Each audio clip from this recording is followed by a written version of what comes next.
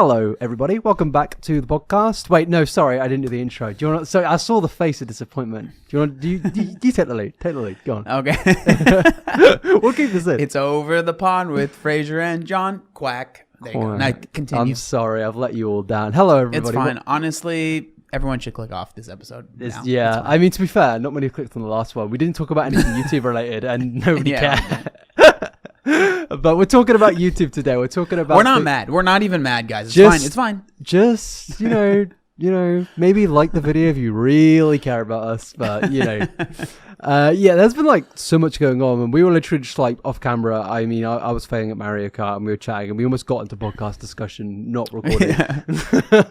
But there's a lot of stuff to talk about. Yeah. Yeah. So.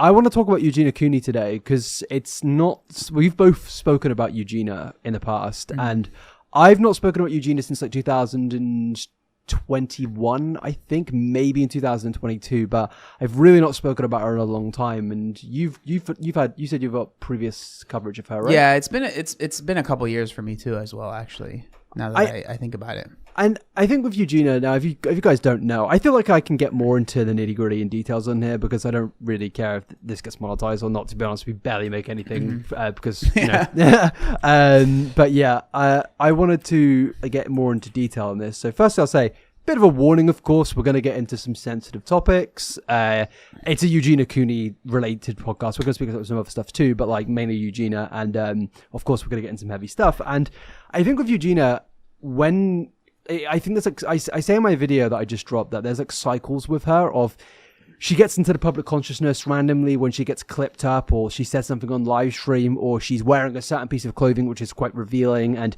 you can see how skinny she is at a certain point of time and that goes viral and people get really worried, concerned, and it kind of like creates a whole like big thing where people are making their videos like myself. You have people making petitions, whether she should be banned from the platform or not, because is she a bad influence? Is it even good for her? And then it just kind of fades away and people forget, which is kind of fair enough that you can't expect people to speak about the same thing forever. But recently it kind of took a turn for the worse, seemingly. At least this is the point of where I think this is the first major sign that, like, for years now, people have said that her health will catch up with her. A lot of people have said, and there are like some brutal comments being made about Eugeina, which is like, I don't even know if I'm like comfortable saying, but it is kind of true. Like there was a video I saw, which is kind of get doing the rounds right now of where it was like, the internet is watching Eugeina Cooney basically die. And it's like a really brutal title, but it's kind of hard to argue against, especially with the recent stuff. So I will let you speak of that. But like, where on live stream, now nobody really knows fully what happened medically. There's speculation over Eugenia had a heart attack, stroke. Some were saying she was just going to throw up. But if you've seen the clip, have you seen the actual footage? If you see the clip, I think everyone can agree something was wrong, and she immediately left. Like it wasn't like a case of she was just a bit nauseous and going to vomit. I feel like if somebody was going to do that, it wouldn't, I don't know, maybe, but like either way, something was wrong and it's clear it's gotten to like a breaking point. And even her friend Jeffree Star is speaking about it. And even he admitted that, yes, there's clearly bad things going on, which I don't think anyone needed to say, but it's now got to this point where I was like, I want to make a video on this because it's like just ignoring it. I don't know. I feel a bit, especially somebody that has already spoken about it. I don't know. I felt like I had to give my piece on it and speak about it because it's gotten to a point where I don't really know what the internet can do other than talk about it and hope that maybe something changes or maybe someone in Eugena's life or even Eugenia tries to do something. But yeah, that's a summary of events pretty much. Yeah, I think like with Eugeina, man, it's very interesting. I say that a lot, so I laugh just because it's a word I use too much. Someone left a comment on one of my videos recently, like, or they sent me a message. They're like, "I love your videos, but you have to stop saying things are interesting." They are, man. But they are interesting. Okay, but I think with Eugenia, the thing with, like, if I'm being realistic, are the videos that come out on YouTube from content creators, is she going to watch them and be like, oh my God, I've had a revelation? No. Right? Like, that's how I feel. I'm someone that makes videos about other content creators all the time, right? That's and what especially I do, right? you speak about weight and health related stuff. Yeah. And it's like, and I've done that too, especially with like Amberlynn, even Nick Ocado in the past, but I think we know that it's not really going to make them see it and think, this needs to change. But I think with our videos, what happens is the public opinion will possibly change. And that is more important than some people realize. And I think the opinion around, even like Nick Ocado, for example, I think that even if it was out of spite, I think it definitely encouraged him into losing weight and getting to a healthier point from where he was actually at. And I think in other cases, and by the way, I'm not saying that you should go out and like criticize anyone for gaining a bit of weight, or maybe you think someone's lost too much weight or something like that. I think in the cases we're referencing, they are the extreme of extremes. Nick Ocado was obviously an extreme. Amberlynn Reid has been an extreme for a very long time, and Eugeina Cooney on the other side of the spectrum is another extreme. So yeah, and like, but even more than that, like for me, what I think is the most important thing, and what I think genuinely does actually happen, and I would say that this probably happens with almost every video that's made about Eugenia, or I don't know about Amberlynn, because a lot of people make videos about very inconsequential things, but like, it's someone is going to watch that video that is either in a similar spot or wants to be in a similar spot, right? Like in your video that you released, I think your editor's name is Jacket, right? Yeah.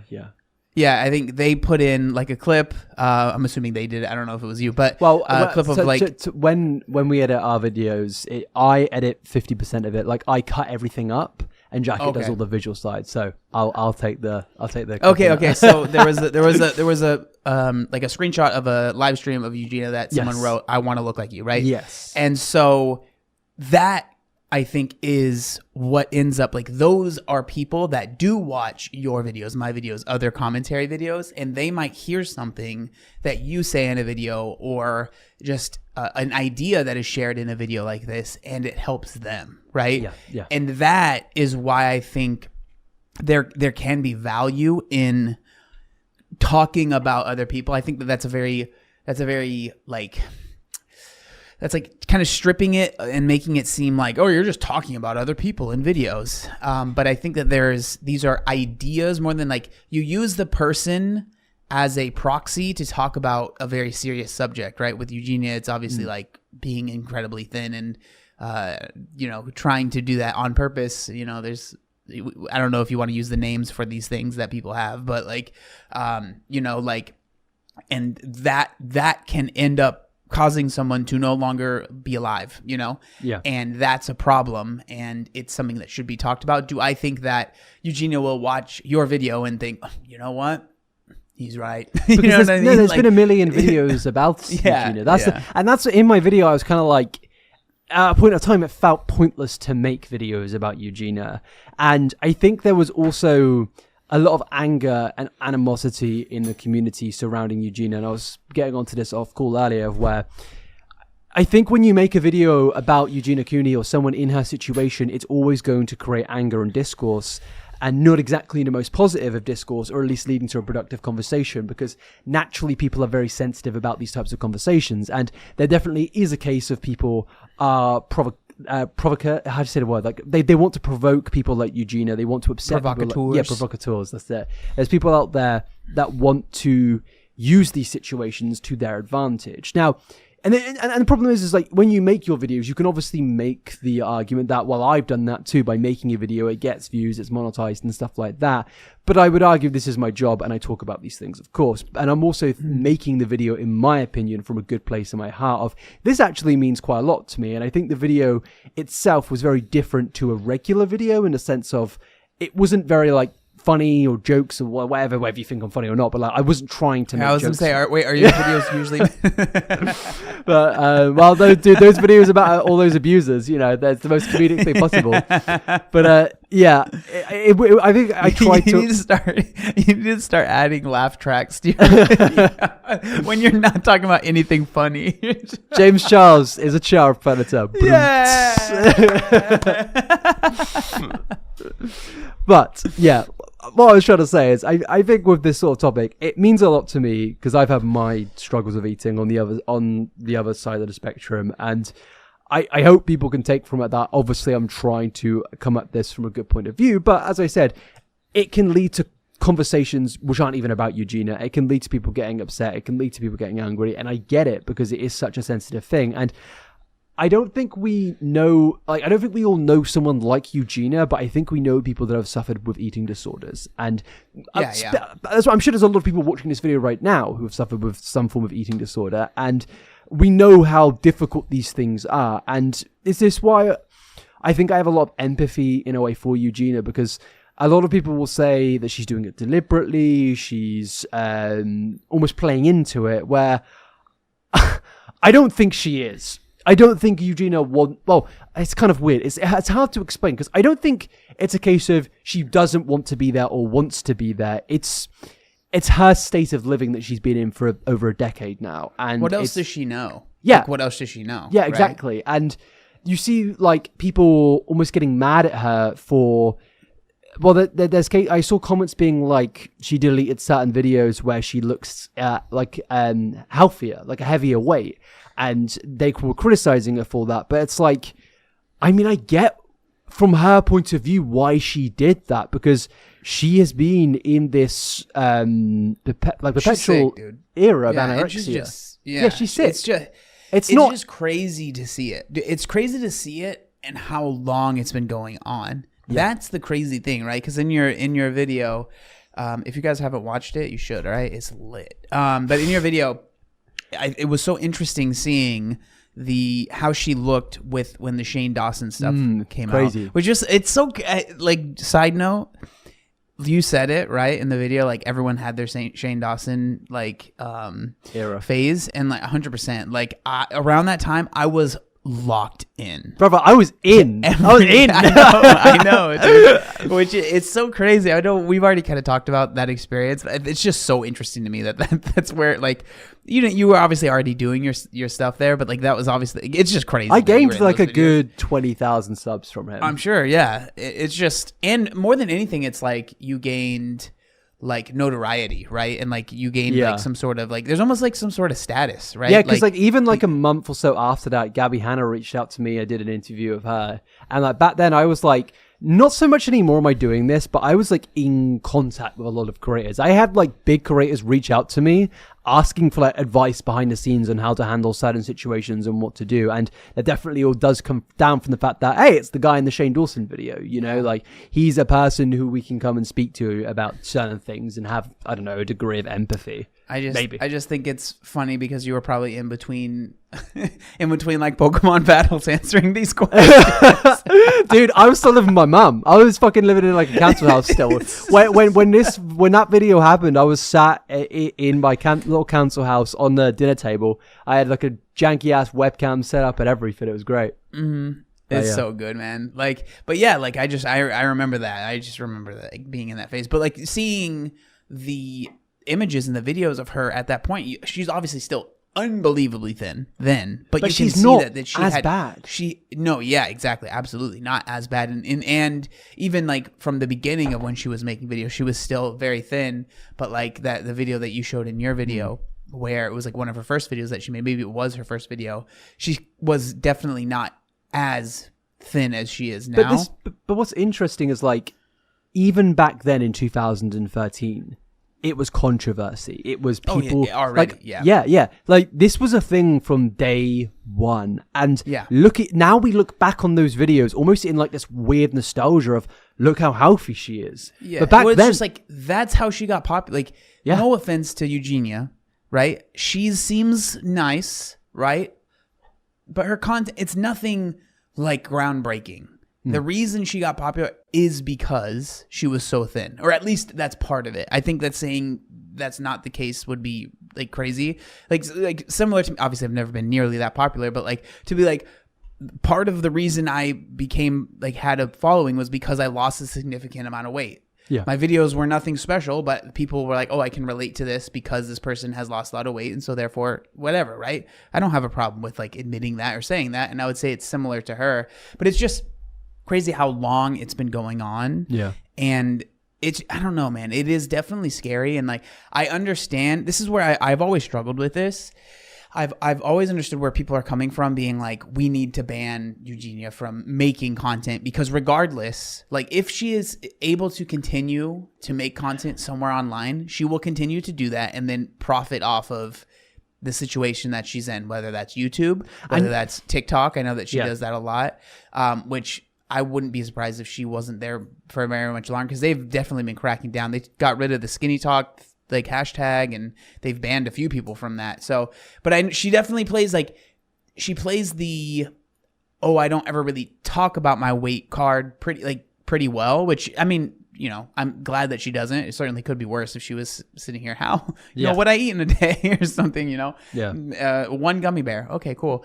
Sorry, that was a little rude. But like, you know, but I understand where people are coming from, but I also understand, and sometimes people get annoyed when I say this, but I understand the platform's predicament that they're in, because you have to start drawing the line at someone's weight, like when they are a certain skinniness. Obviously, I talk a lot about the other side of the spectrum, because so many people say, the people I talk about, like Hungry Fat Chick or Amberlynn Reed, like, they need to just not let them make videos. And I'm like,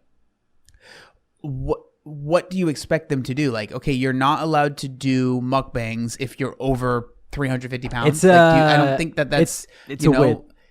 It's a hard situation to be in. And so but I do believe that until there is no way for her to monetize herself, basically, really, more than anything, I don't think that it will really ever stop, because it doesn't seem like over the 13 something years that she's been online like this, nothing has ever actually done anything significant. Even when she left for that, it wasn't even that long looking back. 3 months, 4 months.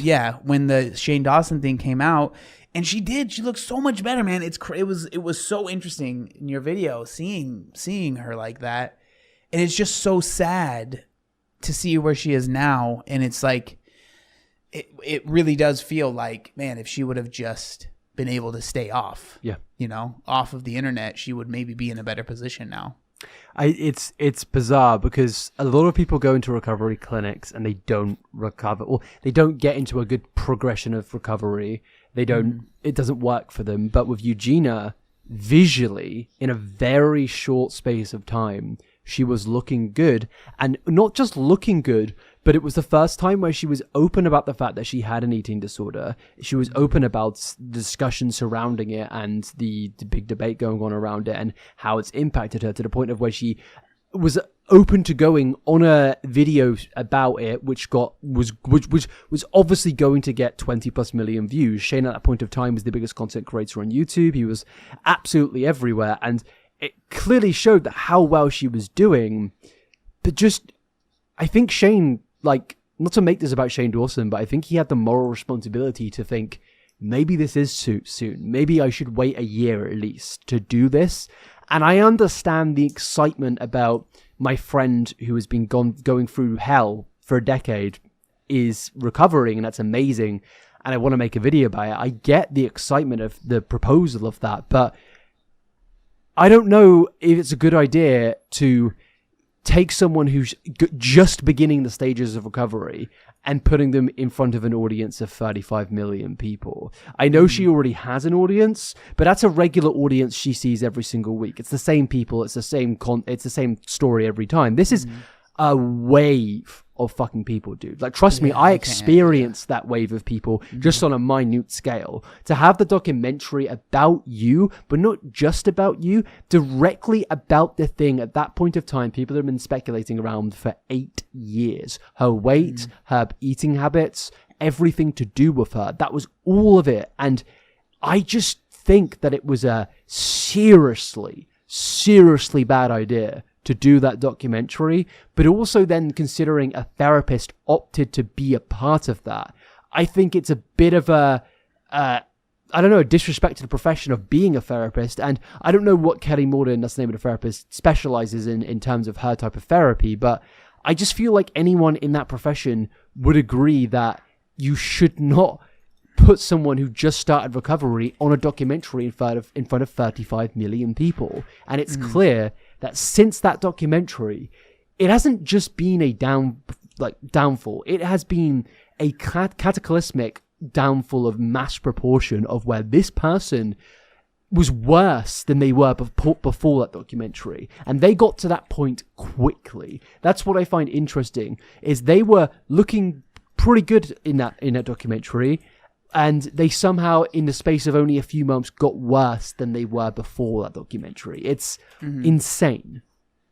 But yeah, it's sorry, I was looking up the Katie Morton person to see if I could find. It looks like they're a licensed marriage and family therapist. Why is she talking about weight? Why is she talking about anorexia? I don't know, but it's like, yeah. Like, just, I know, I get, honestly, I think Shane Dawson making that video makes more sense than Katie Morton featuring in that video. Because I think when you're in a profession, you have a bit more of a moral responsibility. You know what I'm saying? Oh, yeah. I mean, not a bit more. You have significant more, right? Like, I know it's a doctor thing. I mean, therapists can be doctors. I don't think they have to be doctors. They can be doctors. But do no harm. My girlfriend has a degree in psychology, and she needs to get her master's, I think, to be a licensed therapist, but you don't necessarily need a doctorate, I'm pretty sure. Yeah. I think.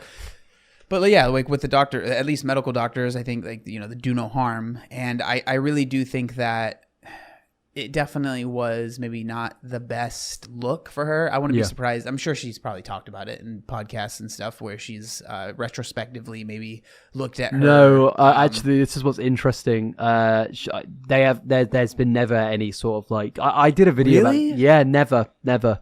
I've done a video about Katie years ago, and there's from what I've seen, because I even looked her up a few months ago, there's never been like that shouldn't have happened. In fact, Shane's whole like coverage of that situation, as far as I can see, is just it's just not spoken about. Like there was never a part 2. There was never, because what's interesting is, like, now you've done the documentary and you see what came after it. I almost feel like now would actually be the time to do, maybe not about Eugenia, but a documentary would be interesting about the effects of social media and how it can really cause these types of things, or something like that. Like, I'm not saying Shane Dawson caused all of this. Of course, this was a problem beforehand, but it definitely impacted where we're at now, you know? And I think just dropping the topic and never talking about it ever again is just kind of crazy. Yeah, so what we need to do to get, I'm sorry. What we need to do to get Shane Dawson to talk about it is somehow get the word conspiracy in there. Yeah. It's game over. We're going to get a video. Cooney's weight loss was a big conspiracy. It was a CIA op. Yeah, exactly. And then, maybe add some pizza slices in there that are too small, and we're good to go, brother. Get some Epstein mentions in there, maybe? We got 20 million views easy. Shane starts going through like all the health gurus, and like this guy's on the Epstein list. This guy's on the Epstein list. Yeah. Gary Brecker, who's that guy? It's definitely interesting, man. Like the whole situation, and how, I mean, especially now, like, look, because obviously a lot of the video was stuff that I kind of relatively knew, right? Yeah. When I say the video, I'm talking about your video. Yeah. This has just been a retrospective of your video, I guess, but whatever. But the stuff that's happening, like, kind of now with the TikTok stuff, that was just so bizarre. The fact that Jeffree Star is now apparently Eugenia's. Is it Eugenia or Eugenia? I think. Honestly, I had people commenting being like, "Why do you pronounce Eugenia that way?" And I'm like, "Bro, I'm just British. This is how I sound. Right. Like, I can't." I'm gonna call her Big E. All right. No, I'm just kidding. But like that, maybe that's a little disrespectful. Big E. I wasn't trying to be rude. But like the fact that they are now like friends, and they're doing these live streams He's like a together mentor on TikTok, like, it's so bizarre that that's the person that has kind of like, it's the only person she seems to have publicly. Now, I know Shane, I think, is still friends with her, like, not privately. I don't think he's afraid of saying he's friends with her, but I don't think they've done anything publicly in a while. I think there was a few photos of them together at some events, but I think Jeffree is really the only one. And like, I guess I could have said it in my video that maybe I have a level of respect that at least Jeffree's remained around with Eugenia, and I guess I do. Like, I wouldn't want Eugenia to not have friends. It's just out of all the friends in the world you could pick, Jeffree Star, but not just Jeffree Star. She's getting on like live streams and saying how like she supports Trump in some ways, and then she's like, Jeffree's getting in there and like defending her, and they're like fighting with the audience. It's like, where are we even at with this, man? What like, and now you've got like a big discussion about, and I kind of hinted on this in the video, and I think that's the point that's gonna like get a few people upset of like, why are you bringing in Trump in the politics? And it's like, I think I'm trying to do that by stating you can have all of these issues and not like someone, but still not want them to die, you know? Yeah. Now I want some people in like politics to maybe, you know, but you know, Eugenia is like that's a whole, that's, I mean, I think I just completely disagree with her political views and that, obviously, but I don't want anything bad to happen. I want her to get help. And I also, as we kind of mentioned earlier, it's not just Eugenia, this could be impacting other people in terms of, we saw those comments of people, there were some people almost like glad that they were the same weight as her at 38 kilos. There was some comments, but there were more out there. I've seen plenty of comments of people wanting to be like Eugenia and are inspired by that. I even saw Adam McIntyre last week covered Eugenia and the history surrounding her, and he got criticism by people on Twitter in whatever community, like basically just mad at him for making a video about Eugenia, and they seemed inspired by Eugenia, and it's like, fuck me, man. It's like, I want to like get angry or like insult these people, like instantaneous reaction, but it's like, you have to consider that these are very sick people, and the anorexia, from what I know, now I'm not 100% in like knowledgeable about anorexia, but I know that it does affect your brain, and I know it can like cause you to think in certain ways, and it's like not just a physical thing, but it's more a mental thing than anything. It's in fact, it is a mental thing, and the weight loss is more of like an attributing factor to that mental issue. And it's like, you have to consider these people, and as much as they are possibly spreading harm and stuff, you kind of have to try and approach it gently, because you know that it's far more complex than these people are trying to cause issues. They think this is the right way to be, almost, or their mind is now conditioned in this way. It's truly like horrible, because this way of thinking, or that what they're dealing with, could potentially kill them in the future. Yeah, and it's just an illness, right? And I think that with Eugenia, like when a lot of the clips where people will, you know, like one of the clips in the video where people will come on live stream and start like talking to her and be like crying, like, hey, I'm worried, and it's almost like she's almost like surprised, you know. And I think that's one of the things that's interesting about her, is that it's almost like when someone talks about it, she's like, what do you mean? Like, you think I'm skinny? What? And it's just like, I think that is also very interesting to people, so that kind of keeps this like, you know, this veneer, or like people see it and they're just like mystified, like, how do you not see or not understand that you're incredibly thin, you know? Because she plays either, there's two options, right? She plays the innocent, I didn't even realize, I don't think I'm that skinny kind of thing, or it's either she's acting like it while she knows that she's obviously very skinny, or she actually believes that she's not that skinny and she doesn't understand why people are so concerned, right? Like, I feel like it's either one or the other. And if it's her just acting that way, I will say she's pretty good at it. You know, she's pretty good at, doing like, it for 14 years, bro. Yeah, seriously, it's very like, if you just came across a clip, you'd almost be like, wow, it's crazy that she doesn't see this. Yeah. It's crazy that she doesn't see that, right? But then if you know, maybe do a little bit more research and you realize that there's no way that she hasn't seen all of the comments, you know, on all of her videos, on all of other people's videos about her, which, you know, fair enough. She probably doesn't go and look at those videos, which I get, right? But like, clearly she's seen this stuff. Clearly she understands. And then obviously if you know, look at the Shane Dawson documentary, you know, they talk about it. I don't remember exactly to the extent. But that's kind of what's interesting, is they talk about it and they have a therapist on there to discuss these things. But after that, it felt to me like the narrative of her having an ED just got wiped out in terms of like from their like the team surrounding Eugeina. You see clips of her and her mother, and they're almost, the mother in particular, Eugeina being in denial, that makes sense, but the mother and the friends around her who seemingly are in denial about these things, or at least palm these things off, it's like there's a documentary out there which has 35 million views where you guys are admitting to these things, and that was 6 years ago, actually. That was 6 years ago.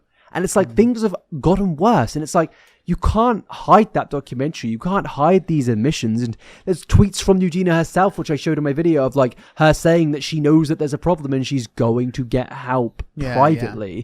And it just seems that I'm not surprised Eugeina herself is in denial, but it feels like there's no help around her. And, you know, even if like the situation, imagine if the situation now just blew up and everyone started talking about it and people are making their videos and Eugeina's family almost forced into speaking about it, in particular her mother, who has always been a center point of controversy.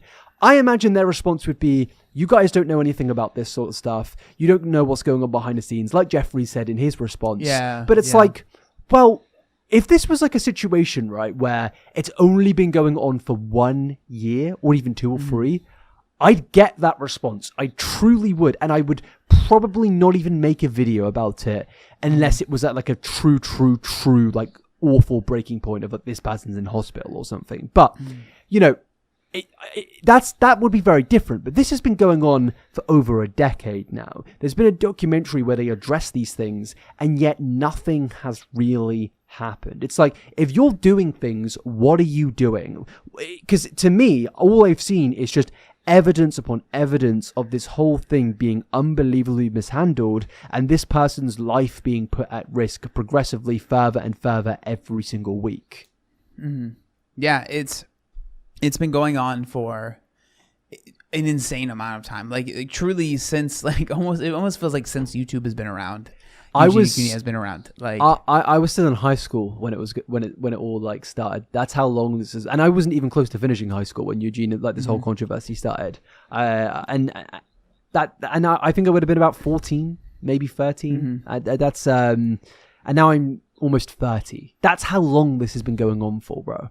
And the thing is though, I don't really think that anything's going to change, you know? I don't think my video is going to change anything in Eugeina's perspective. I more hope it changes other people's maybe perspective surrounding just at least the treatment of Eugeina, in a sense of maybe we could be a little bit more kind towards it. I know a lot of people out there have fully given up on the mandate of she's doing this to herself on purpose. I just think that comes at this whole thing with a bit of a binary, like, either right or there's a right or wrong mindset here, when the reality is anorexia, eating disorders, from every single one of them, they're all very complex. It isn't just right and wrong. There are so many exterior factors behind all of these things. There are other mental health related things contributing to these things and how they got there. And there's not even 14 years, because the thing is that's just 14 years of internet related coverage of Eugeina. When you look at her old videos, yes, she looks healthier in comparison to now. But if I had a friend that skinny now, I'd probably ask them if they're okay. Because even back in 2011, it didn't look great. So who knows how long this has been going on for, you know? So I'm saying, like, it's far more complex than just being like, oh, yeah, she's doing this herself. She's doing it on purpose. It's like, no, it's more than that. And I think I at least hope we can kind of start to speak about that, you know? Yeah, and it's one of those things that, like, you might be able to argue and say, oh, you know, we shouldn't be talking about what people are going through, but it's when you put yourself out there on the internet the way that she has, or the way that the other people that we've talked about here have, right? You kind of, in my view, you give up your right to kind of privacy, right? Like when you are monetized, did you spill on yourself? Come on, get it together. I just spilled boiling coffee on myself. when you like put yourself out there, especially monetize it, you do kind of give up your right to like complete privacy. I think there's an extent. It's not like, well, you're allowed to get doxxed now because you put yourself on the internet. No, obviously I don't believe that. But I think, especially sadly with Eugeina's case, and someone that is as, you know, skinny and thin as she is, there are going to be people that are going to talk about that, you know, and this is just something that you kind of have to deal with. You have to deal with it. Yeah. And sorry, my earphones are like really breaking. I can hear like a high pitched sound in one side of them right now. It's kind of annoying, but I'll try and get through it. You can't hear anything high pitched from me, right? Oh, that's really weird. Maybe I'm like developing some form of terrible. I can't tell if it's me. No, I can't. Hello. No, maybe. I don't really know. I can't tell if there's like a ringing sound coming from this, or I'm just hearing things from this, or it's just my ears just messing up. Either way, what was I saying? I've kind of lost my train of thought. What was I saying? I don't know. You kind of just started a thought there. Where was I going with it? I've completely gone off track. That's so annoying because in this like, I don't know if you can see it, but my earphones are kind of messed up and they're just kind of breaking up right now. But either way, sorry, I genuinely can't remember what I was about to say. I was about to make a good point, I'm pretty sure. Were you about to drop a banger, dude? I was, man. I was. But yeah, sorry about that, guys. To kind of get back on track, just in general, I don't really think that there's going to be probably any change, sadly, but I guess you can hope maybe there's some benefit to talking about the situation, you know? Yeah, I think, like I said, I think the benefit will come from other people maybe sharing their experience, especially in the comment sections. Yeah. Right. And someone hearing the stuff that we're talking about, that you're talking about in your videos. That's kind of the way that I see it. That's the way I see most of my videos, especially if I'm talking about a specific person, right, online. Yeah. Is that I understand that they probably will not watch my video, which is fine. I usually don't expect that, right? But what I do, I don't want to say expect, I don't really expect anything, but what I do know from the comments that I've seen in the videos is that people will talk about how this relates to them, how maybe they needed to hear this thing. And I feel like that's good, right? There can be some good that comes out of it. Obviously, I hope that the best thing that could come out of it is that Eugenia gets help and is cured, right? I don't, obviously that's a very simplified version, but the reality is that more than likely she's going to continue what she's doing, but hopefully with people talking about it, it will inspire those people that are watching the content that are maybe having similar thoughts or they want to do similar things to realize this is not a life that I want to live. Yeah. Right. But sadly, the people that are really kind of deep within ED, I don't know. It's weird because from what I've heard, it's almost like people that are really deep in ED, when people talk about how thin they are, they like that. They want that. Yeah, that's absolutely a good thing for them. And so it's just tough, man. It's a really tough situation because do we not give it any attention and act like it's not happening because we don't want to do the thing that is wanted by talking about it and just let it continue happening? Obviously not, right? I don't think that's a good idea. But then it's frustrating when people want to criticize anyone talking about it because you're monetizing, you're making money off of it. It's like, I talk about stuff. What do you want me to do, man? Like, just because this is now more of a sensitive subject than maybe someone, pranking people overseas or something, whatever, someone that is normally talking about, it's weird that sometimes some things are like, no, you're not allowed to talk about this now. Now it's bad that you have monetized this for yourself. Yeah, I agree with what you're saying. And I think that just in general, when it comes to like the monetization of these sort of things, it's like, I think I've monetized more serious topics out there, if you know what I mean. I don't think this was like that different of a thing, but either way, it's like, I know that I make these videos for like a good reason, but at the same time, like I am covering them for like I'm it's my job at the end of the day, like and I have to take something from them. It's not like I'm adding an ad in every single minute, it's like I feel like it's like a journalistic thing, I'd like a journalist to get paid even if they are covering a very sensitive topic, because if that wasn't to happen, then there wouldn't be a bunch of big YouTubers talking about these things. And at the end of the day, I think it's more of a deflection. Like it's and I think this is the problem when it comes to speaking about these very serious things, is that I think there's like an instant want to, you're doing this and you're doing that. Like let's not talk about the serious thing. And it's like, well, at the end of the day, there's a very serious conversation here, and I think us just like focusing on a person making a video on it in general being a bad thing. It's not the point of the topic of conversation here. Now, there definitely is people that profiteer off people like Eugenia. There are channels out there dedicated to other content creators in similar like fields to Eugenia, of where they're like turning Eugenia into a content farm.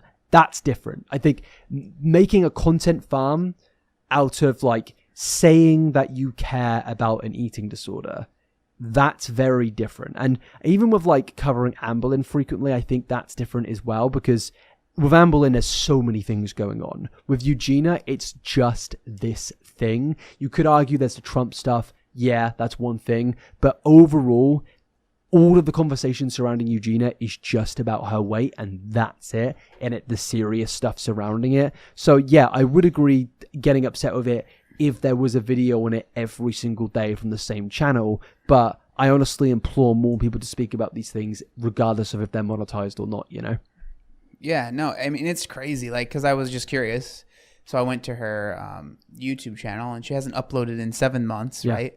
And if you go to her most recent video, I Can't Believe I'm Back, it's just like crazy seeing every comment, every single comment is about her weight, right? And about what, like, the situation. So it makes sense why she isn't on YouTube, right? And I think that's where, I'm not saying like, all of her platforms, everyone should talk about it, whatever. But I think it shows that's like, that's not something that she wants to do. She doesn't want to really post YouTube videos, because who would want to deal with that, right? I don't know. Maybe she's posting shorts or something like that I didn't see. But if you look at, I know that if you go to her, like TikTok, she posts there pretty frequently, And she's she huge does, like, on TikTok. the lives, She's absolutely right? huge on TikTok. She gets like millions of, I'd say like monthly viewers on her live streams and stuff. That's like her biggest form of income now. Because something that Jeffree Star does on TikTok is he does TikTok Live, and he makes absolute bank off TikTok Live. Like so much money. But also, I do just need to quickly go for a wee. And yeah. Okay. All right, let me just put in the chat Jeffree Star TikTok, so we don't go off track. One sec. Okay. Hello, we're back. Sorry about that. So I went to pee, and then I was like checking on my ear, because there's like and it's not my earphones. I have like this weird, every time I speak I can hear like a high pitched sound. When I have this earphone out, it's not there, but it's kind of there slightly. So I don't know if I've like blown up my eardrum or something. I don't know how. Hopefully you yeah. I don't know how, but like I can hear like a weird high pitched sound. Like I have tinnitus, but like this definitely isn't that. And I've hurt my eardrums before, like with like loud music. So I'm not really sure what I've done. Maybe I'm just doing my ears to pop or something like that. But I'll try and bear with it. We'll see how we get on. This might be a shorter podcast just so I can like rest my ears. But I don't know why. Maybe I should go to the. I don't know. I'm like I'm like fingering my ears right now, but like. Don't know. Podcasts is. Yeah, either way, it's like worse now. I watered my ears. What is going on? We'll try and finish this off anyway. This might be a shorter one, but yeah. Jeffree Star, like on his TikTok, he earns absolute bank. I've heard him speak about it before, and there's like some streams, I believe, where he makes like up to like $50,000 a live stream. Like they are earning bank over there, dude. It's like crazy. And even covering the James Charles situation, like I'm working on a long ass video right now. There's like moments of where he's speaking about people on live stream and how much money they make and why they're talking about him. And I was like doing research, and TikTok livers make so much money. So yeah, Jeffree and Eugenia are kind of on that train now, making absolute bank over there. Like you saw that screenshot I put in my video of where Eugenia randomly gave Jeffree $4,000 just out of nowhere. Yeah, that stuff's. I don't know. I don't really understand the whole TikTok live stream. I've gone live on there a couple times, and like I've even had people like send random things, and I'm like, I don't know, what is this thing that you sent me? And they're like, oh, it's money. And I'm like, oh, well, they'll send you like a galaxy, and you'll be like, what the fuck is that? Yeah, I don't even know. Like put like little hats on you, and apparently that all that stuff like costs money. I don't really know. I mean, I'm not opposed to live stream. I stream on Twitch pretty frequently. You weren't happy about the meme I put on my Instagram? No, it was funny. I thought I loved it.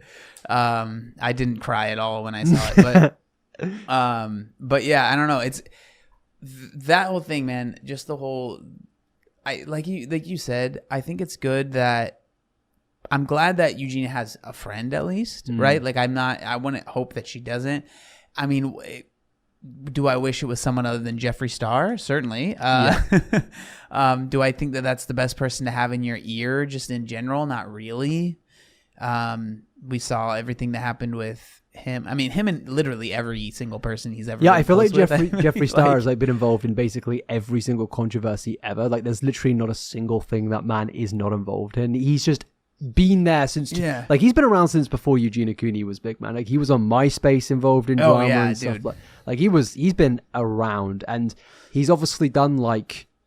I feel like arguably everything a YouTuber could possibly do wrong, he's done. Yeah. Like, everything. Yeah. There's even like hush money stuff, which just never got spoken about. Like, Jeffree just never acknowledged it.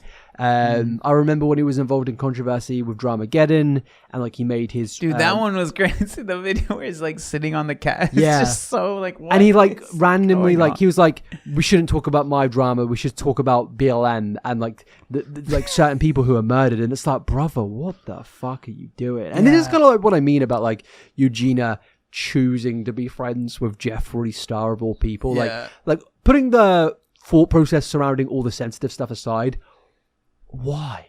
And maybe it's because like she struggles at making new friends, I get, but like, come on, there's got to be someone else. Like even Shane Dawson, I'd argue, is like a slightly better alternative, maybe. I mean, I know he's got a kid now, or 2 kids or whatever it is, but surely, man, maybe there's someone out there that's better. Like, Eugenia will be your friend. Come on the podcast. You can be the third host. Wait, Shane Dawson has a kid?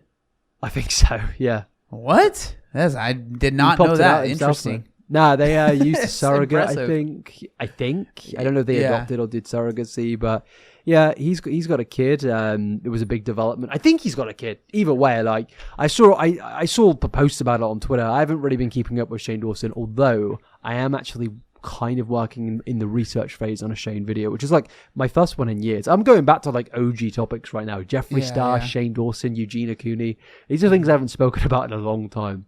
Bringing back the classics, dude. Yeah, Lucy on okay, so I know that you wanted to keep this shorter, but I did want to talk about one little subject. Yeah, let's wrap up our thoughts on the Eugenia stuff.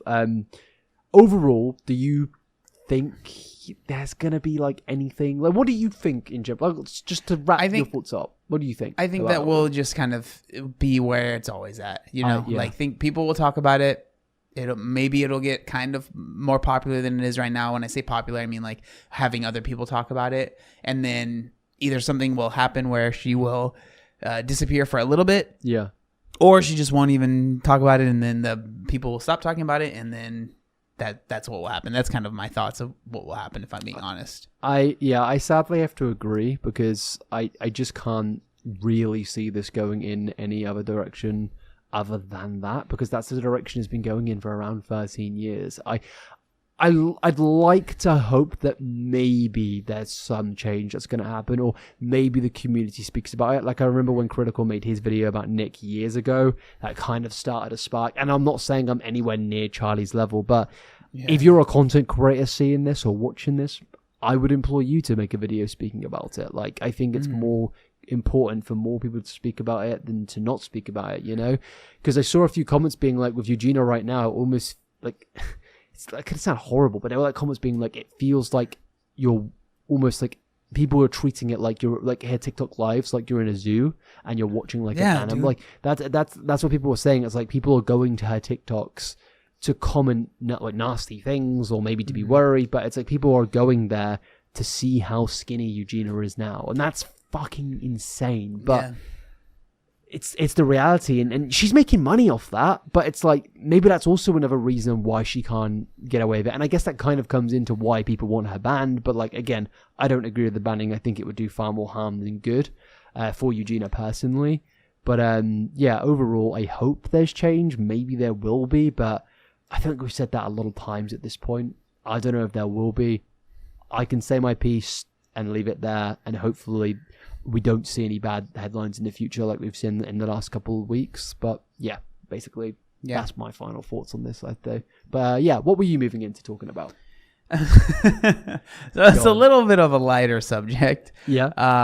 Have you ever heard of the YouTuber Foodie Beauty? I have heard of Foodie Beauty, and I covered her very, very briefly, I believe, on the second channel, like years ago. But she's someone I know that has quite a lot of lore out there for, right? Yeah. There more than I can really even get into. But I think like there's just some stuff that has happened recently that I just think is very interesting and kind of funny. Just the fact that this is the thing that she kind of got actually in trouble for. Because so for those of you that might not know, drama. Oh yeah, like legal. Oh wow, some legal so stuff. That big? Yeah. I mean, big is. You'll see. So for those of you guys that might not know who Foodie Beauty is, she tried to be like a beauty YouTuber, right? Makeup YouTuber many, many years ago. And the thing about her name is Chantal. She's from Canada. She's a large individual, right? And you know, the reason I say this is because then eventually she kind of started doing mukbangs, and then that's led her into becoming Foodie Beauty, right? Yeah. Where she did a lot of mukbangs, and then she has kind of transitioned into more vlogs / YouTube lives where she's basically just trying to get donations, really is what it's kind of evolved into, right? There is an extreme amount of lore that I'm skipping over here. And so if anyone's curious, I'm sure you can watch multiple hour-long videos on YouTube about everything, right? But what has happened recently is that Chantal or Foodie Beauty moved to Kuwait with her quote-unquote husband, right? Had she's like a Muslim now, right? She was wearing the, I think it's hijab is the right term. You know, she lived there, right? And the reason I say husband in quotes is because some people say that it wasn't legal marriage, whatever, right? But they were together. If you watch the videos, they were always together, stuff like that.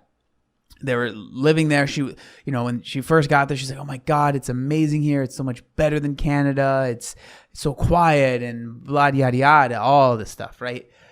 But recently, the drama has been. And it's just so funny that this is the thing that got her to basically leave and go back to Canada. Oh, she's gone home. Has she been like deported, or is it just going home optionally? Self-deportation, basically. Yeah. So I'm kind of putting the cart before the horse here. But so she ended up she was doing a live stream like normal. Her and Salah is her husband's name, partner. They were out just like kind of talking to the camera, and she noticed that there was a stray kitten. There was like a bunch of cats, right? Apparently that's like I don't want to say problem, but something that happens there quite often. Stray animals. I think in Asia in general, especially Middle Eastern countries, there's a lot. Like even in like Turkey and stuff, there's cats. There's a lot of stray cats, and I think culturally they look after them. I've gone to countries where there've been a lot of cats, and they're like a big part of the culture there. Like they're very looked after. If you go to Turkey, you can walk around and you can see like there's cat food just all over the floor, just because people put it out for cats just walking around, and they look after them and stuff like that. But yeah. So she ends up going there, and probably within a minute of seeing this cat, like in the live stream, you see like within a minute of her seeing the cat, she's basically saying, we should take this cat home, right? Okay. And at first, like Salah is like, I don't know if we should do that. What maybe the mom's around here, we don't want to take it, right? But she's kind of persistent. Something that a lot of people always say is she kind of acts like a child a little bit, right? Where she's like, no, he's really sick. We really need to take the cat, and we don't know what's gonna happen, and it's just so bad, and or whatever, right? And then so eventually he's like, okay, well, yeah, we'll take the cat, and she's like, oh, he has mites all over. We're gonna take him to a vet, right?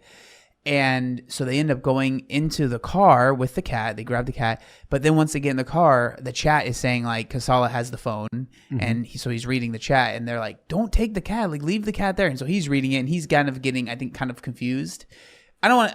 He's complicit in a lot of this stuff. So it's not like I'm saying he was tricked or anything like that. But it seems like she definitely manipulated the situation, right? Because she's like, don't listen to them. They don't know what they're talking about. The cat is very sick. We need to take it. And so, I'm more like, I've not heard about Foodie Beauty in ages. To hear that she's moved dude, it's so bizarre, bro. What a crazy arc this is. I barely knew about any of this. That's pretty fascinating.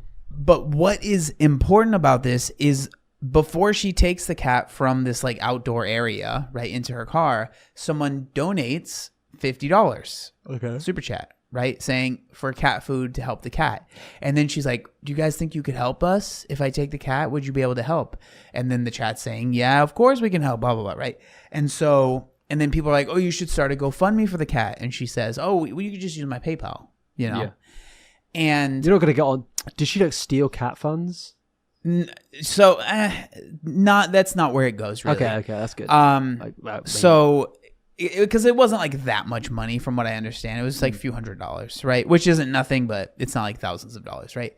So they end up taking this cat, and then after, I don't know the specified amount of time, I don't know if it was like a week, a few days, right? This kind of like company, this like nonprofit, I assume, called Pause Kuwait, kind of comes out with a statement. I don't remember exactly how it works, but eventually this company kind of starts talking about how what Foodie Beauty did was wrong, right? Yeah. And like they said, like, I think people had already called about these cats being there, and they were going to go there and help or something, right? Yeah. And they realized that someone around them said that a woman took the cat and took it to a hospital. So she did take it to a hospital the next day, I think, or something like that, right? Mm-hmm. But what they ended up saying basically, that's not right. That's not something that you can do in Kuwait. You can't just take a cat and, you know, and then especially, then this is the big thing. You cannot solicit donations at all. I guess that's against the law just in general in Kuwait. You can't do that, right? Well, this is the thing. She's gone to this country with a lot of Western ideals and beliefs because she's grown up in a Western country. Yep. And she's got into somewhere. I don't know if there's Sharia in Kuwait, but I'm sorry if I mispronounced that. But there definitely will be a lot of teachings based in a culture that we aren't accustomed to, in particularly her. And, you know, she can convert to Islam, but at the end of the day, you're not going to be fully acclimatized to those laws and beliefs over there. You've grown up in your Western country for your entire life, so it's like going over there and just picking up a cat and walking and leaving it. It's a bit of a wild thing to do, and it's a bit of a summary of Western ignorance. But yeah. And so this was all happening, and she was basically kind of like defending herself continuously, being like, "Yeah, I did what was right," and exactly what you said, right? People are like, "You're not home. You're not back in Canada. You're not in America. Like it's just different. Like, yeah, that might be something like in America. If someone did that, I don't think that would even be a story.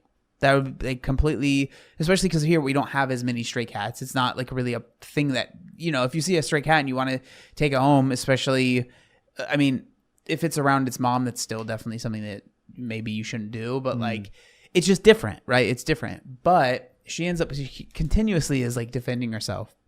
But then, you know, Pause Kuwait, like there's like a back and forth between not really them, but with people online because, you know, she's part of Girl World. So there's a lot of people that are kind of interested. And so they're definitely, they're probably definitely sharing information and stuff like that with this company, Pause Kuwait. And they end up filing like an actual document saying like, hey, this is something that was illegal that happened, right? Like she is, you know, asking for funds for this cat, and that's not allowed. And more than anything, it's just that the fact that she was, I think the biggest thing was that she was getting donations in Kuwait while not living there, right? Yeah. She didn't technically live there, so she's making money without living there, right? So she's also taking a cat, and she isn't a citizen. Yeah, and just they brought up the fact that she's been getting donations, right, super chats, because she's been live streaming the whole time she's been there, right, and that apparently isn't allowed, and so it starts kind of heating up, and then she kind of disappears, right, which is very, very strange for Chantal or anyone really in Girl World, right, to kind of disappear, right. So she was like gone, and no one had heard from her for a long, long, long time, and then this like basically this lawsuit comes out. Again, no one really hears about her. That's when because I made a video about her recently, and that's kind of where I had made my video. Like there's other like legal YouTubers that kind of had made a video about it, because a lot of people were saying, "Oh, she might go to jail for 7 years." And the person that I watched, I think his YouTube channel is Legal Mindset. I had never watched any of his videos before. So this is getting like big then. Yeah, apparently he talks about a lot of these kind of like, I guess he really talks more about like nuisance live streamers like that go to other countries, like, you know, Eastern countries or Japan and act a fool, and then they go back home, break a bunch of laws, right? Yeah, and so he kind of talks about it, and he's like, I don't think that she will, be spending 7 years in prison there, but he was like, I certainly can see her getting deported, right, because of this, right? And so while this is happening, again, she's still very quiet. But then I think as of recording this, I think it was yesterday, she ends up doing a live stream. She doesn't really say where she is, but I think she orders some food from a chain that's only in Canada. So it's like clear she has basically gone back to Canada now. And I think from what I understand is like she's like, all the praises about Kuwait and how great it was. Now it's like, oh, the place sucked too. It's horrible. And I'm so glad that I'm back home now. And it's just like, that's fucking the hilarious. whole story is just so bizarre that this is the thing that this is what how this all ended up happening. It's just so bizarre. I just wanted to share that with you because I just think it's kind of Have you done a video about this? Yeah, I just did recently. I might have to do a second channel video about this. This sounds pretty it's so interesting, man. It's just funny. It's like obviously, pretty serious, but not like life or death or anything like that. It's just certainly a very like a silly like situation to get yourself in. And with her, the biggest thing with Foodie Beauty, from what I've noticed, because again, I'm definitely not an expert. There are plenty of people online that know much more about her. But I think the thing that is the most interesting and different with her and maybe other people in Girl World or whatever is that she acts so like a child and just very like, if I don't get my way, I'm mad and you don't know what you're talking about. And it's just like, oh my gosh. Like, I feel like I need to get more invested like, in the Foodie Beauty lore because I don't know much about her and I kind of want to. She seems like I thought the high pitch sound had gone for a second and it did. And then it came back the moment I said sorry. I was going to mention it. Okay, sorry. Again, I want to learn more about the Foodie. Maybe I should do like now until the next episode, I'll watch some videos out there. I'm sure there's, I don't know, a YouTube essay out there, a Turkey Tom video or something about Foodie Beauty. And then next week we'll come back and maybe we can get more into the Foodie Beauty lore because she's definitely like, she's been around for a while, like kind of like the length of Amberlynn, and I feel like them two, they're almost like competing. You know what I mean? Who's the most controversial? There's some history there. It's very interesting because I would say Foodie Beauty is definitely like, as far as like popularity wise, she's never been nearly as popular as like even Amberlynn. Amberlynn's like she's like LeBron, Yeah. I don't know any other. She's kind of a bench, maybe a bench player. Yeah. Like, there's still it's so interesting though because like she has so like with Amberlynn, she's relatively popular, but obviously there's so many people, myself included, that talk about her that make her even more popular. With Foodie Beauty, it's interesting because not that she's not popular, but she almost solely exists because of people that talk about her and just are interested in her life because her channel, like there's like the things that maybe make Amberlynn like people want, like, because she certainly does have quote unquote fans, that people that like her videos that just like her. Maybe not like percentage wise of her audience. It's, I'd still say it's probably more people that are not huge fans of her. But like with Foodie Beauty, like with Amberlynn, it might be like 60-40, maybe 70-30 versus like 30% fans, 70% just interested in watching a car wreck kind of thing, right? With Foodie Beauty, it feels like it's like 95% interested in watching a car wreck and maybe 5% fans. Like it's so bizarre and very interesting. It's bad when you search up a YouTuber's name and their channel doesn't come up, but all the drama videos do. And I'm not talking drama videos which have like 1 million views. I'm talking drama videos where 5 of them came out today. Yeah, dude, it's very interesting. It's very entertaining. She called the kitten Bruce Lee. Yeah, I don't. That's even fucking know, hilarious. Yeah. So that's the what's the a Foodie Beezer? Beauty stuff. I think that's what she calls like her like fans. That's her version of like, Goal World. I think so. I think that's what she calls her fans. Like like, they're all Beezers. Yeah, that's such a weird name. I'm sure there's an explanation for it. I don't know it myself, but I'm sure. So she must filter her comments as well because a lot of the comments. 100%. I went to her most recent video and I was like, oh, okay, I see what's going on here. Yeah, they're all positive, but like I know the YouTube dislike thing isn't exactly the most accurate, but when it's 200 likes to 1,400 dislikes, it's like, I mean, there's clearly been some dislikes going on there, clearly. Yeah. And I mean, I thought she had more subscribers, given the... Yeah, that's why I said it's so interesting because it's I guess the best word would be enigma. I feel like that's the best way to explain her presence online. It's funny because like I just clicked on a video from a month ago, and the top comment is, funny enough, it is kind of negative. And it says, "You were so much happier in Canada. I miss silly free Chantal." And she replied with, "Nope, I wasn't happier. No one can tell someone how they felt or feel." So then she went there, and now she's chatting shit about the country she went to. There's got to be a point of where you kind of start to think maybe it's a me thing, you know? Yeah. Wait a second. I can't do anything that I want at any point in time. Yeah. I'm out of here, dude.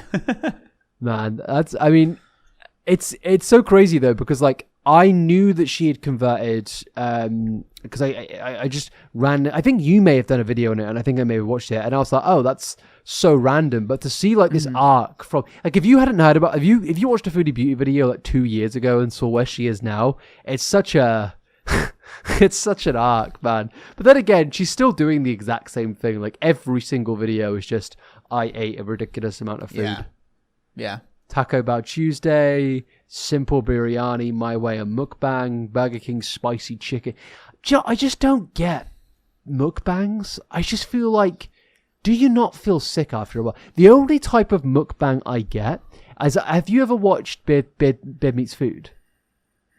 Mm-mm. He's like a British YouTuber who has like 5 million subs. This is what I love about American YouTube, is you guys like will have no idea who some YouTubers are in the UK, and they'll have like 6 million subs, be like cultural icons in the UK, but outside of the UK, nobody knows them. Nobody knows them. But yeah, well, I'm sure some do. But like he does videos where he will go to like places around the world where they have like eating challenges of like eat X amount of food in a certain amount of time. And like this guy's like jacked, like he's stacked, like he's like a beefy dude, like he's muscly, works out. And I think how he handles it is like he fasts, like he'll fast on one day and then he'll do an eating challenge and stuff like that. I don't know how healthy it is, but the guy looks healthy and happy. But so I like that sort of content where it's like, it's almost like a skill that you can appreciate. There's like effort and stuff, but just sitting on camera and after ordering an Uber Eats is like, I just don't fucking get it. And it's such a big genre of content. It's huge, man. Yeah. It's I mean, it's a joke that I have a lot on my channel where I don't like watching people eat at all. Like, even me with neither. The video that you're explaining, I'm sure the guy puts a lot of work into it and effort. It can be disgusting. Makes it interesting.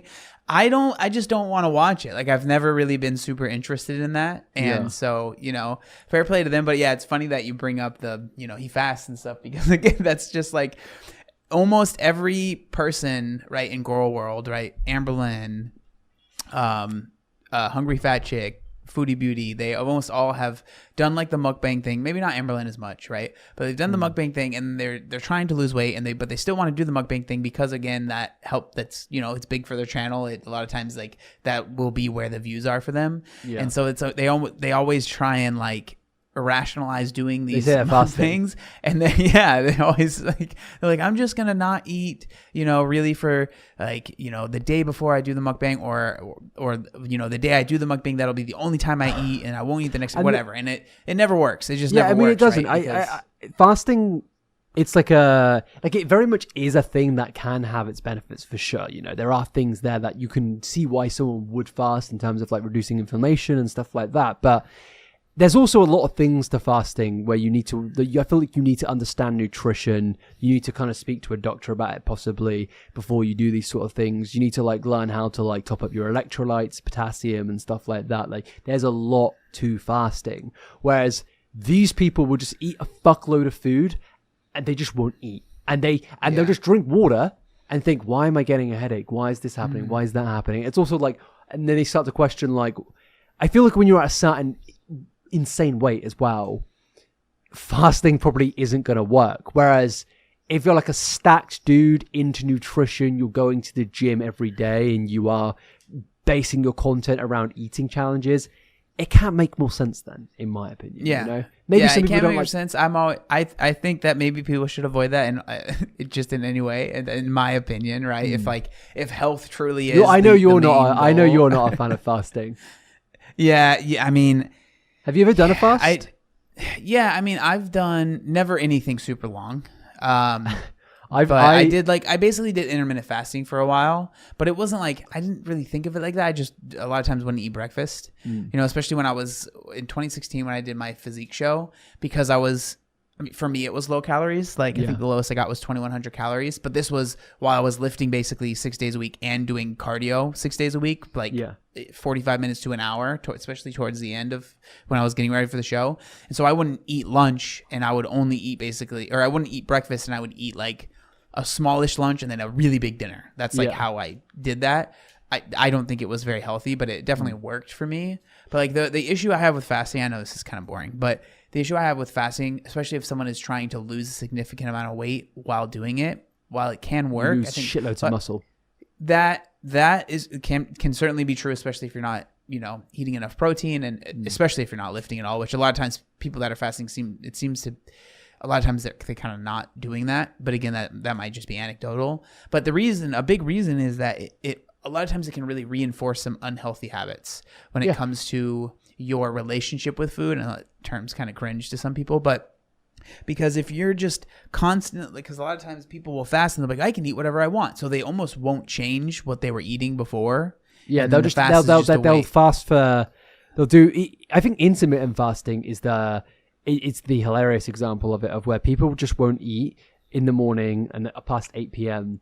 And don't get me wrong, I'm not shitting on intermittent fasting. I've done it as well, intermittent fasting. But there's people out there that think because I'm not eating between these 16-hour windows, I can now eat McDonald's and Burger King and eat a shitload of food throughout the day. It's that's not how it works. At the end of the day, you are just encouraging the likelihood of being in a calorie deficit by eating during the day, where most people are busy and don't have the time to snack. Whereas the times you do have the ability to snack typically is in the evening and in the morning, when you're not working, when you're not doing social things, when you're not going to the gym or going outside, walking your dog. That's why it works. Yeah, because it's very rigid. It's very rigid. So there's no well, I'll do this. You know what I mean? It's very rigid. So a lot of times it can just help with really consistency is the more than anything. It helps you be consistent because you're not consistently being oh, maybe I'll have this and maybe I'll have that.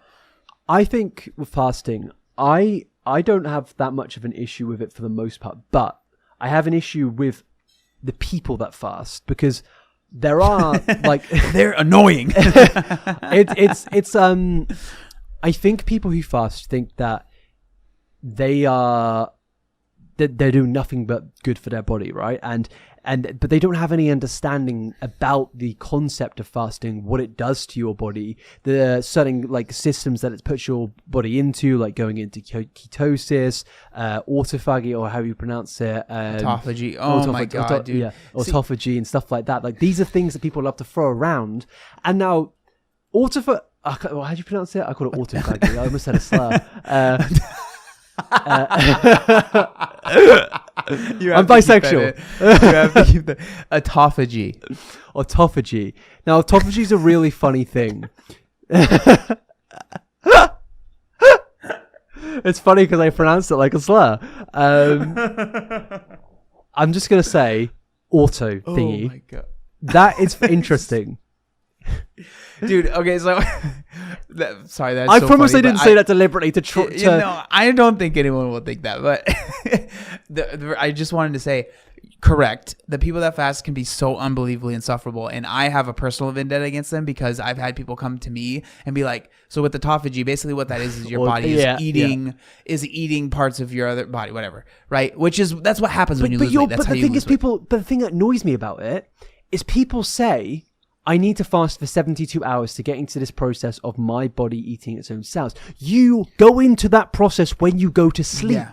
That process happens and are in a deficit. Yeah. That is basically what being in a deficit is. The issue that I have, the personal beef, right, is that people will message me and be like, you wouldn't have loose skin if you fasted. That shit, pardon my French, is so annoying and condescending and I just want to say, I know this is going to be relatable to maybe 1%, if that, of the people watching this, but if you are losing a significant amount of weight, loose skin is going to happen. Regardless That's if you're just fasting. a fact. It is just a fact. Because no fasting. skin, It's just annoying because people will use fasting and other things to blame someone for having loose skin, and that annoys me. Right? Everyone is going to have different amounts, even if you lost the same exact amount of weight.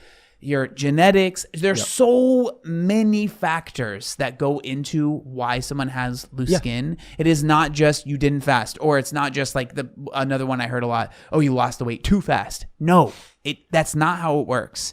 Yeah. There are so many factors that go into it. But yeah, I agree with you on the autophagy thing and how they can be annoying for sure.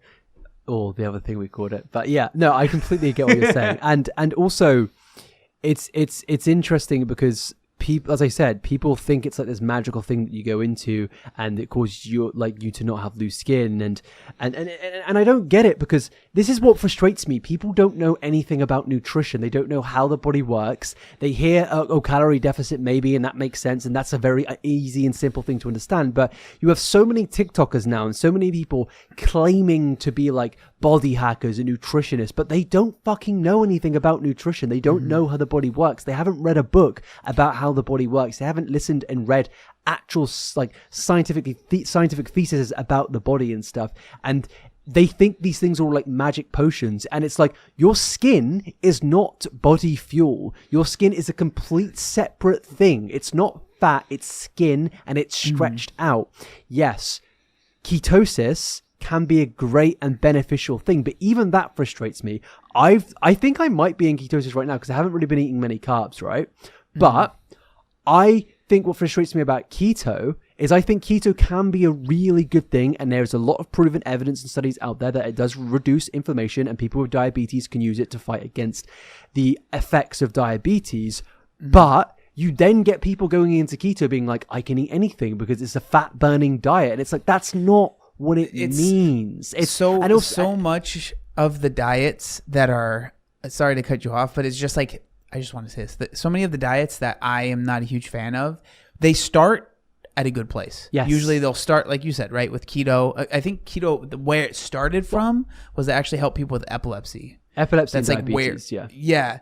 And like, but then it's like, just because something is good for one thing doesn't, I'm not saying that it's bad, but it's not necessary for the vast majority of the population. Yeah. And then people start to have this unhealthy relationship and understanding with anything that I do to lose weight has to be unbelievably hard, right? Because for a lot of people, being in keto is unbelievably hard, or fasting for an extended amount of time is unbelievably hard, but you don't need to do that. And then the other thing, I just wanted to say this, with fasting, the reason I'm not a huge fan, especially people that are trying to lose a significant amount of weight, is what I have noticed is that when people do something like fasting or something extreme to lose the weight, especially if they're not completely 100% being like, I'm going to do this forever, right? Whether that's fasting or keto, once they lose the weight, it's incredibly difficult to keep it off. Yeah. And that's one of the biggest issues I have with fasting. Because it's specifically with fasting, like I've done fasts before, and that's more out of like interest of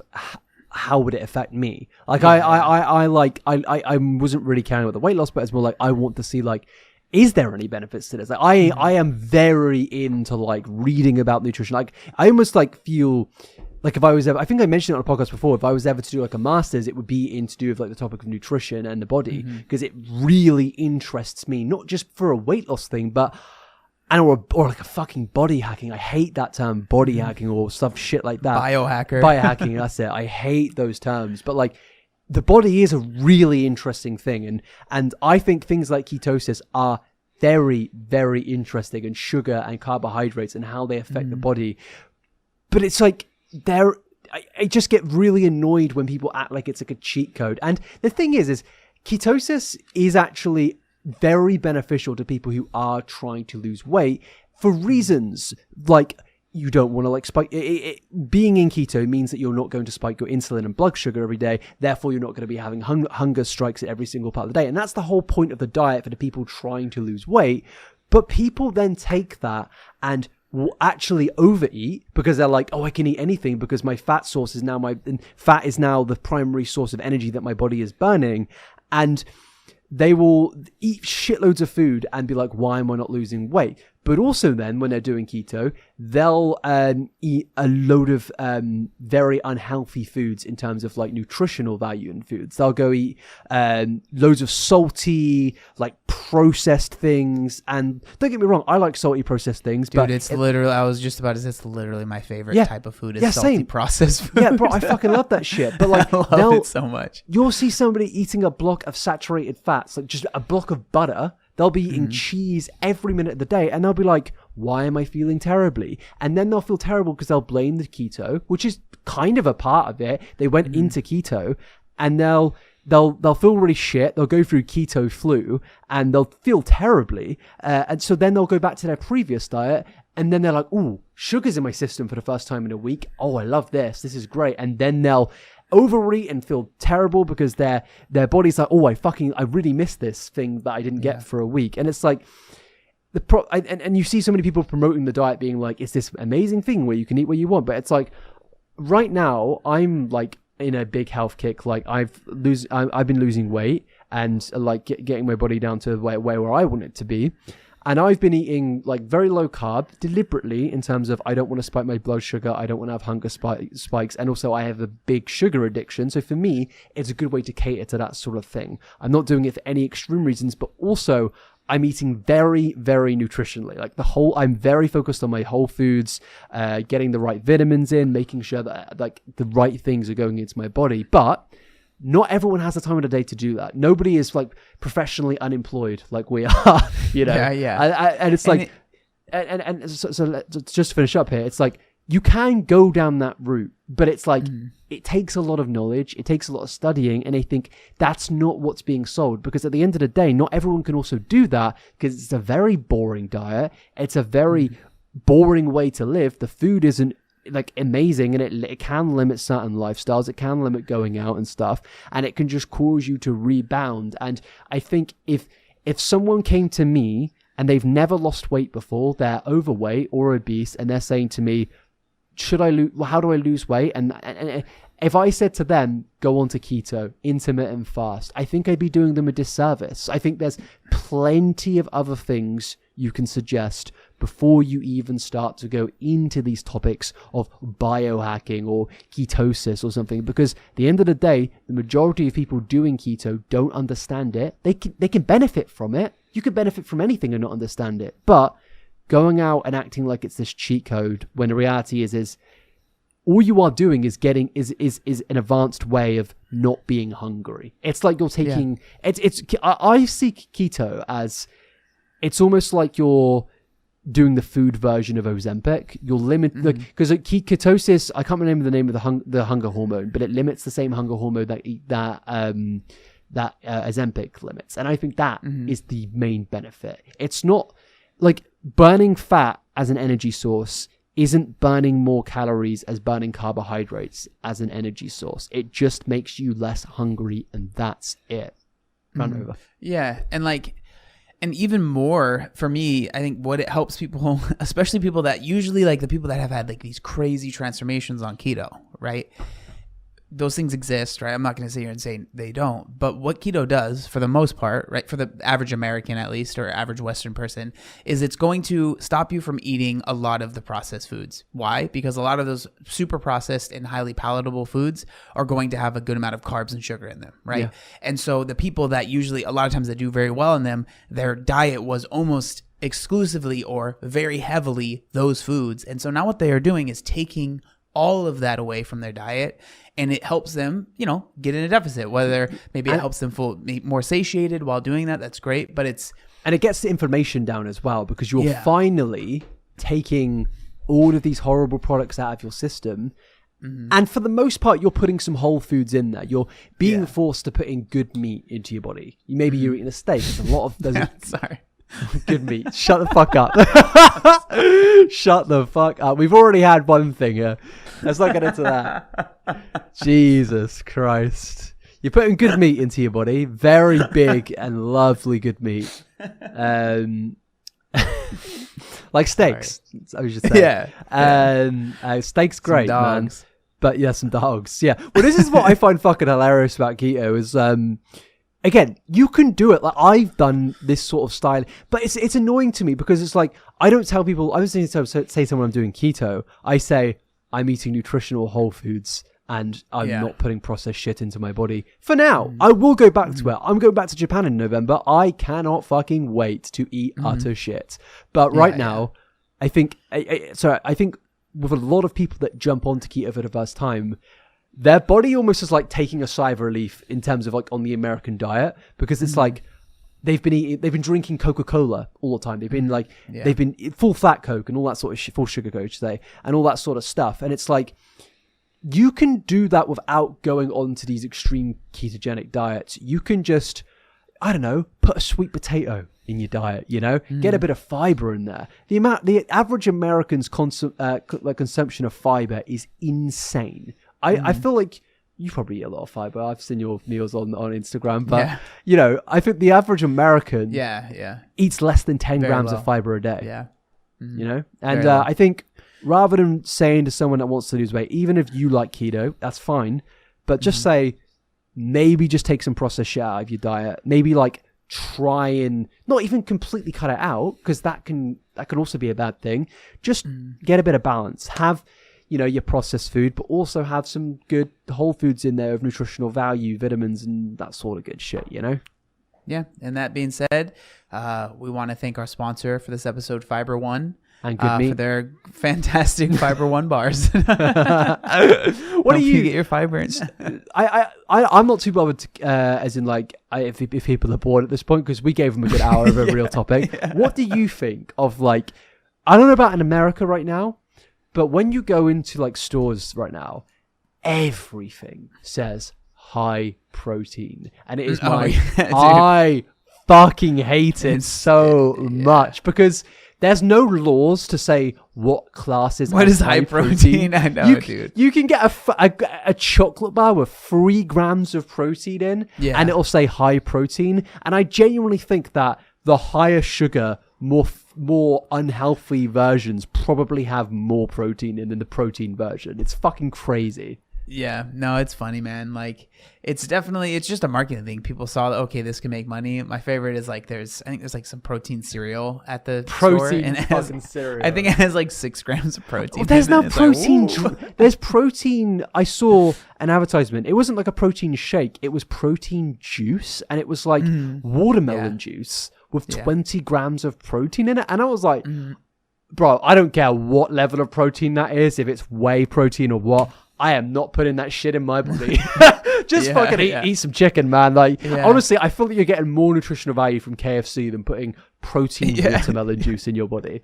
I don't know. Yeah, I don't know about that one for sure. Yeah, but to be fair, like this, I mentioned to you earlier wanting to speak about the self-improvement industry, because I find the self-improvement industry really funny, because it was originally like dubbed as this thing to combat against like big pharma and stuff like that. But the self-improvement industry is now a $1 billion industry. Like, it's insane how much money that is worth. And it's getting to a point of where it's like just as predatory as the pharmaceutical industry, you know? Oh, yeah. Like, they like the whole way, like I see, there are some like health gurus out there, and it's really interesting because like I stumbled upon Gary Brecker last week, and I had no idea who the guy was. I just watched a podcast that he was on. And I felt like this guy's like, he's promoting just eating whole foods and like, and stuff like that. And I was like, that's great. But then you go onto his website and he's selling like just weird shit, like amino acid stuff. And like, maybe the product's good, but it's like, there's always a catch with these people. There's always like, I'm selling this, I'm selling that. It's going to fix your body. But it's like, you had a core original message of eat more nutritional foods with like that come from the ground, that maybe is that animal, like grass-fed based products, and you will feel better than if you eat super noodles. That is what you should probably be teaching people, like that their nutritional value is a very good thing in reducing inflammation and stuff like that. But it then just leads into, I've got my snake oil, please buy it. And also, I'm sorry, but this is getting way off topic. Is that somehow there is an incredibly strong pipeline between those people and I know what you're going to go into. Conservative influence. Yeah, it's fucking mental. They're all conservative. Do you ever like find like someone and you're like, wow, they're talking some facts, in terms of like nutritional value, dieting, and some bullshit in the industry, and you're like, wow, this is great. You go on their Instagram page, and it's like, "Make America Great Again, brother." And it's like, what the fuck? Where did that come from, dude? It's at this point, it's just kind of expected. By the way, I should just say, I was talking about Gary Brecker before. I don't know if he's political, but I'm just saying. This is more in general. Sorry. Don't want to get sued. It's just so interesting to me, man, because like at this point I just kind of assume like if someone's like really so it's just sad, but like if I see someone that's like really into fitness and nutrition, I'm like probably we would not agree on a lot of things politically. Yes. Yeah. It's not necessarily always true, and I try to do my part in kind of sharing where I stand with stuff. But it is definitely very interesting. It is an incredibly interesting pipeline. Why do you think? I think a big. I mean, I think it's a very this could be its own podcast topic. Yeah. I'm not saying I don't want to talk about it, but I think I just want to put it out there, right? That it is very complicated. I think, but I think one of the biggest parts is, especially within the last, I would say, 10 years. A lot of the narratives were on the conservative side were pick yourself up by the bootstraps, work hard, put in work, blah, blah, blah, right? So that was I think that messaging carried a lot of weight with a lot of men, especially, that were feeling all of those things, right? the Jordan Peterson-esque kind of stuff, right? That's what got me at the time. Can you do your best Jordan Peterson impression? Let men be men. Yeah, I don't know. I'm good. But I think there was a time when I really resonated with that, and it was like I had the book and everything. I couldn't finish it because it was incredibly boring. I tried, also purchased 12 Rules for Life when it came out, because I was like, I didn't know anything about talking about it. Everyone says but I didn't know anything helpful. about Peterson. It was in front of every bookstore. I picked that shit up. I read like 10 pages. I was like, what the fuck am I reading? And then I picked up Harry Potter. I was like, I'll read this. And now, looking back on that, that's arguably fucking worse than reading 12 books. Yeah, I know, dude. We need to talk about your heroes, Fraser. No, I'm just kidding. My heroes.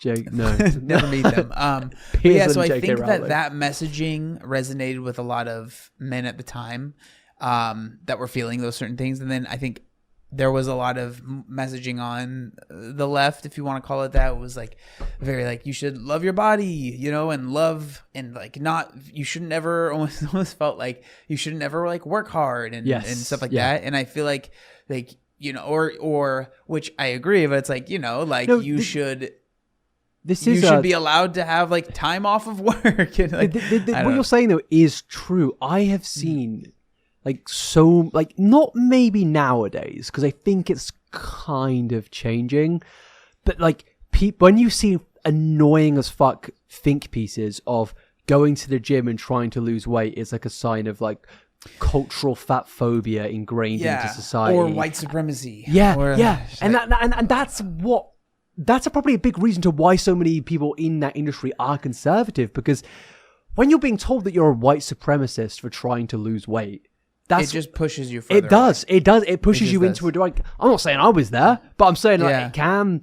When you go up to someone and irritate them about something politically, good chance you're gonna like get them to go the opposite way, because they just want to say fuck you and I'm gonna do the opposite. And I'm not justifying certain people, but you can thinking about it like that, you can definitely see it. And I remember like even sometimes on Twitter you will get people like almost discourage.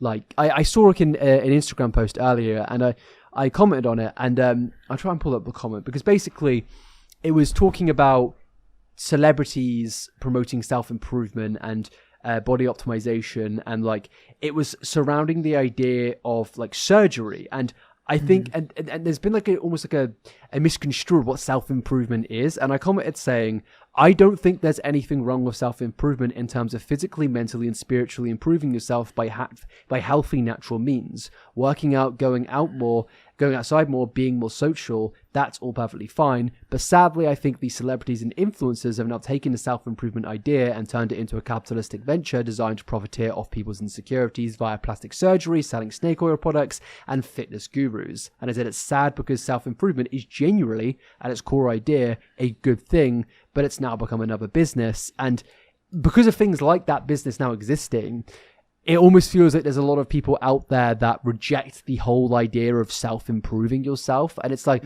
I don't think it's a bad thing to want to improve yourself. I feel like that's one of the main reasons we're here, to get better every day. And that doesn't mean losing weight. That could be anything. It could be going outside more, seeing friends more. It could be getting jacked. It could be going and lifting those heavier weights every fucking day, man. Like, who knows? Do what you want to do. But I think overall, improving yourself, why is that a bad thing? And I think that there is a weird thing with some people on the left where they reject the idea because they're almost too ingrained in politics, of where everything in their mind has to be a political thing of, oh, am I only doing this because it conforms to society's norms? It's like, I'm sorry, mate, but like, we're talking gym and health and stuff here, that it's not like healthy to be a certain weight or underweight or something like that. And it's like, I think it's fine to speak about that, but because I think people are so wired into politics, they almost make everything an issue. But it's like, if someone just wants to work on themselves, that's great. That should be encouraged. Yeah, I think a lot of it came down to, in my opinion, like, I don't agree with, but it's like almost this idea that everything that your body is unchangeable, right? And there are certain things that I agree with that, like your race, you know, and like things like that, right? Yeah. It's unchangeable, and so therefore it's not your fault, and so it's not your obligation to do anything about it, right? But then that, I think, got attached to being overweight, being underweight, being a certain size, right?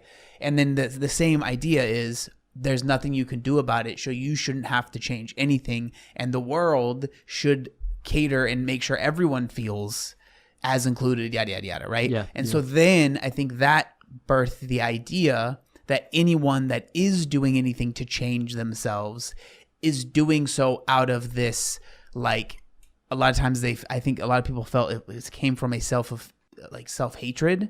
And then it was like, we need to tell people that they shouldn't work out because they shouldn't feel like there is anything inherently wrong, you know? And then that just, people were like, what do you like? That's crazy to hear, you know. Like, and I think that idea is being more rejected.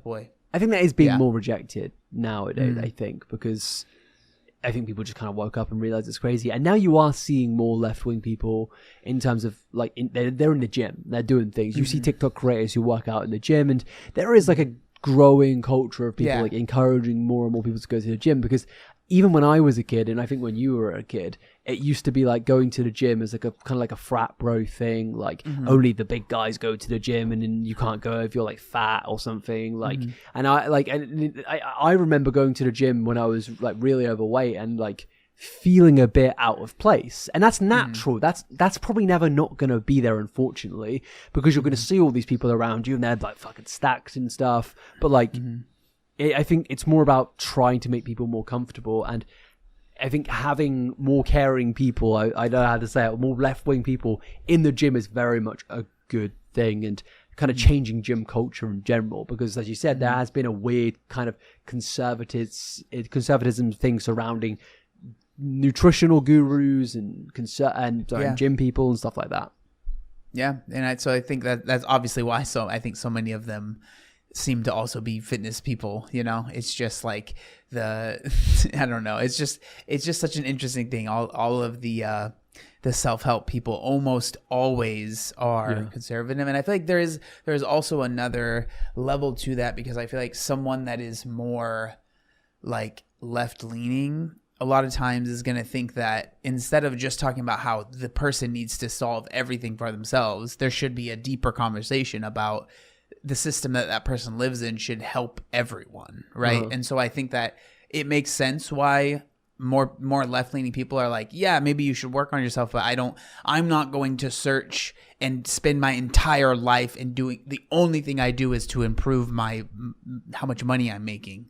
They're like, that's not something I want to do, so they might not be interested in that. Maybe I'm overthinking this completely. It is certainly possible, but I just, that was something that kind of came to my head as well. Yeah, 100%, yeah.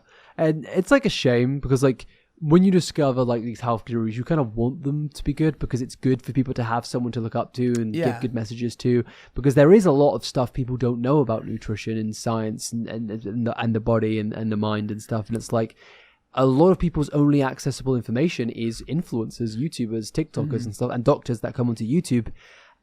And unfortunately, there's a whole parade of them that are just doing it to sell a product and not even in like, maybe they're doing really good work and then making a bit of money on the side. It's like, no, the whole thing is getting them into their fitness guru program where in 7 days they'll change your life or something like that, you know. Like it's kind of what it always seems to be. There are some good ones out there, but for the most, it's when I lost weight originally, I wasn't really, I was like, honestly, the closest person I was watching was honestly your videos.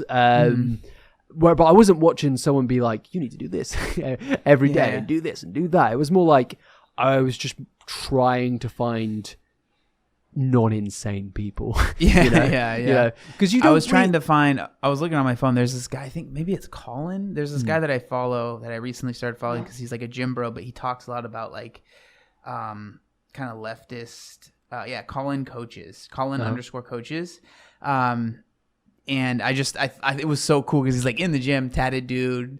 He's not like gigantic, but pretty, well built. And he's like talking about all these things that I'm like, yes, all right. Someone else that someone that works out that I agree with finally, you know what I mean? So it's out there. And I think that the most important thing is that like